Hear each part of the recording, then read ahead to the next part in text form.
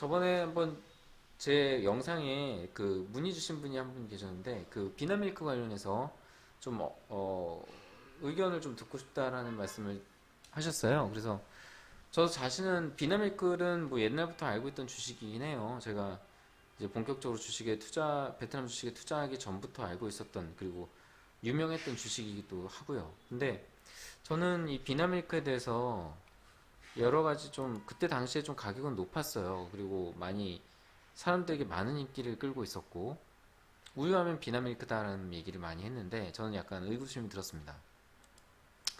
제 거기에는 몇 가지 근거가 있는데, 저는 이제 그런 생각을 했어요. 여러분 그 가보신 분들도 있겠지만 마트에 한번 가보셔요. 마트에 한번 가보셔서 우유 매대를 한번 보십시오. 거기에는 비나밀크도 물론 있어요. 그리고 비나밀크도 종류별로 있어요. 굉장히 많아요. 한 10종류가 넘거나 뭐 하여튼 굉장히 많은 양의 우유 그 종류가 있는데, 거기에 보면은 TH 밀크라고 또 있어요. 그리고 여러 가지 또 소이 밀크니 뭐니 하면서 이 밀크 종류가 굉장히 많아요. 매대에. 그리고 가격도 비나 밀크는 비싼 편은 아니에요, 사실. 그래서 중가 정도는, 중상가? 중가 정도는 되는 가격인데 너무 많은 경쟁자가 있다는 거. 그리고 저 개인적으로는 TH 밀크를 더 선호한다는 거. 맛이, 드셔보면 아시겠지만 약간 음, 좀 깔끔한 맛이 있어요. TH 밀크는. 약간 우리나라 우유와 좀 비슷한 느낌이라고 해야 될까요? 근데 약간 그 비나 밀크는 좀 약간 가공이 들어간 느낌? 살짝? 약간 좀 특이하다는 느낌을 받으실 거예요. 일단 드셔보시면. 고소한 느낌이 있는데 뭔가 좀 텁텁한 느낌이라고 해야 될까요? 예, 그런 게 좀 있어요. 근데 TH 밀크는 좀 깔끔하고 저는 오히려 TH 밀크가 더 좋더라고요. 가격이 좀 더 비싸더라도. 네.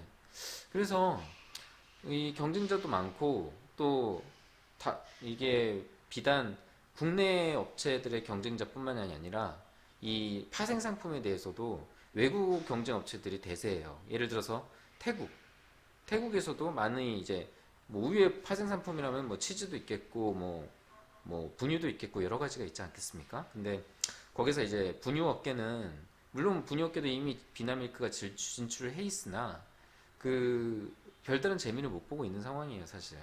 왜냐면은 그 전부터 태국의 브랜드나 어떤 외국 브랜드의 분유들을 더 많이 선호하고 있기 때문에. 물론 그 트렌드가 바뀌면은 비나밀크가 반전할 수 있는 기회가 되기도 하겠지만 아직까지는 파생 상품이라든지 뭐 없지 않습니까? 우유가 이제 파생할 수 있는 게 수출을 하든가 파생 상품을 계속 만들어내든가 신제품을. 하지만 그런 부분에서 태국 그 진출로가 막혀 있다라는 거죠. 외국계 기업에 의해서. 그래서 그런 부분. 그리고 두 번째, 젊은 연령층이 많긴 해요. 젊은 연령층이 많긴 한데 베트남이. 그래서 우유 소비가 많이 있겠죠, 당연히. 그리고 아이들도 많고, 아이들이 많으면 우유를 많이 먹게 된다는 정설은 뭐 부인하지 않겠습니다. 하지만 그 사실 여러분 우유 하루에 얼마나 드십니까? 하루에 먹을 수 있는 양이, 우유는 한정돼 있어요. 질려요? 많이 못 먹어요. 양이 한정돼 있고 어떤 식품이든. 그리고 이미 많이 먹고 있는 상황이잖아요. 비나밀크를 선호하면서 많이 먹고 있는 상황이고 먹을 수 있는 양은 한정돼 있기 때문에 매출의 성장세가 일정 범위, 그러니까 고도화되는 시점에서 개도국들이 고도화되다 보면은 여러분들 이제 많이 자식을 막 많이 낳아서 키우다가 점점 어떤 고도화 산업화되면서 그런, 우리나라가 이제 결혼을 안 하는 연령이 늘어나는 것처럼 이 그 뭐랄까 편하고 뭐 이런, 내 삶이 중요하고 내 삶의 여유를 더 찾고 이런 풍류가 좀 늘어나지 않겠습니까? 그러다 보면은 당연히 우유 산업은 이제 하락기로 접어들기 마련이거든요. 그렇게 되면.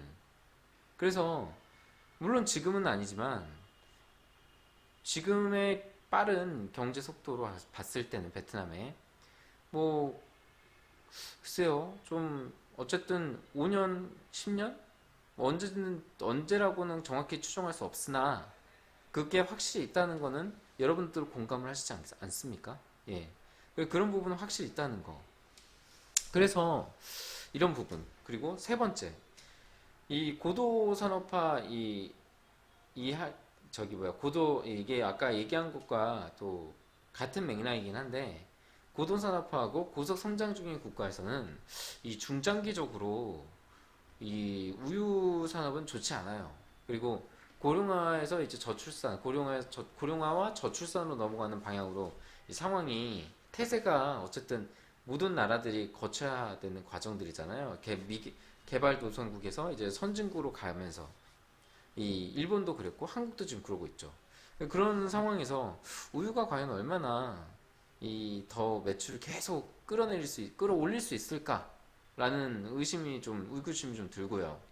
그리고 네 번째, 그 저부가가치잖아요. 어쨌든 우유가 식품이 그래서 그 고부가가치로 상품 다변화를 할 때 이게 한계가 있다라는 거예요. 비싸게 팔 수 없잖아요. 뭐 분유 만든다고 그거 100만 원 받고 팔 수는 없잖아요. 그죠? 그래서 어쨌든 그 식품 생산의 한계성 그리고 상품 다변화에 한계가 있는 점 이런 부분이 그 제가 비나밀크를 선택하는데 좀 망설이게 했던 이 네 가지 원인이에요.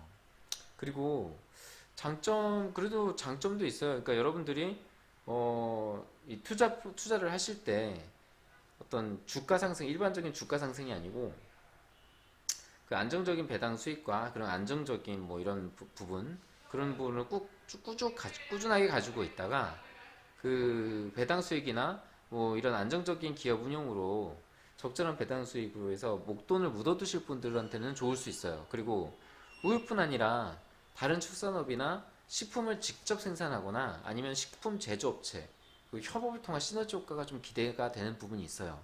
그래서 저는 요즘 드는 생각은 그래요.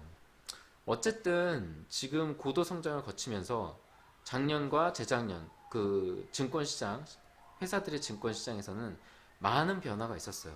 그리고 그 많은 변화 후에 서로가 그런 어떤 부작용 그리고 진통 그리고 고성장 후의 진통 그리고 어떤 그런 고성장 후의 부작용이라든지 이런 것들을 서로 다 경험을 했다고요. 그리고 뭐가 되고 뭐가 안 되는지를 기존의 기업들은 다 경험을 했어요. 그래서 제가 생각하기에는 올해는 제 예상입니다. 그래서 올해하고 내년에는 약간 그게 트렌드가 되지 않을까 해요. M&A가. 이 기업들 간에 서로의 장점만을 캐치해서 M&A가 되지 않을까라는 생각을 해요. 서로 합병하고 그래서 덩치를 키우고 그리고 거기에서 나오는 서로의 협업을 통한 시너지를 내는 그런 것들이 올해와 앞으로 향후 몇 년간은 혹시 그런 트렌드가 좀 유행하지는 않을까? 이거 지극히 제 개인적인 생각입니다. 그런 트렌드가 좀 유행하지 않을까라는 생각을 해요. 왜냐면은 그런 게 좀 보이는 데들이 좀 하나 둘씩 조금씩 늘어나고 있다는 느낌을 지울 수가 없거든요.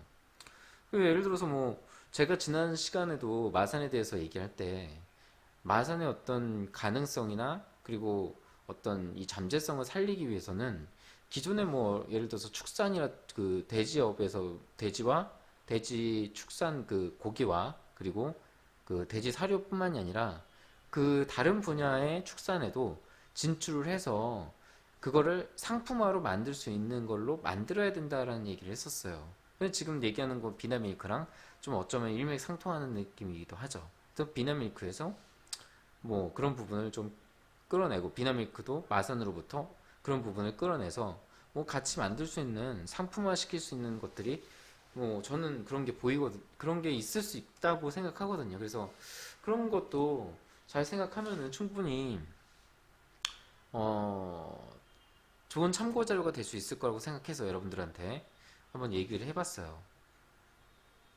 그런 것들이 좀 있을 것 같아요. 예, 제 생각에는 지극히 제 생각입니다.